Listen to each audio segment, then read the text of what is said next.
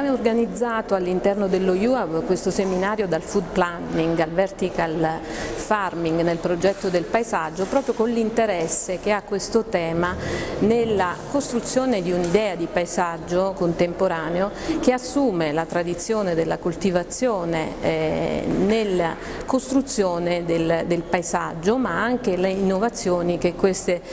nuove pratiche di coltivazione, come alla coltivazione verticale o la coltivazione indoor per quanto riguarda alcune architetture anche di recupero, possono costituire per il futuro delle città e anche del territorio. Sappiamo bene che tutto il paesaggio ha una componente fondamentale per quanto riguarda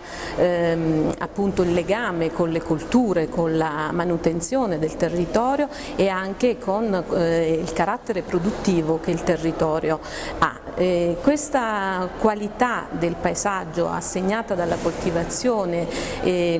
agricola e anche dalla costruzione di una struttura del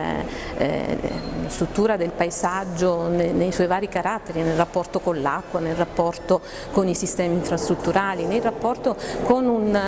sistema produttivo molto articolato, diventa il tema di fondo su cui si articolano i vari interventi. In particolare io mi occuperò insieme a Tessa Matteini di una visione del vertical farming adattato al recupero di archeologie industriali che possono costituire una base di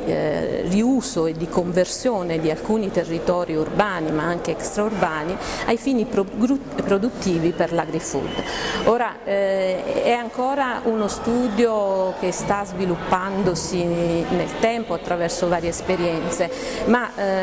tutte le premesse perché questo tema della conversione dei paesaggi industriali anche a fini produttivi per l'agri-food può diventare un ottimo tema di riqualificazione territoriale e anche urbano.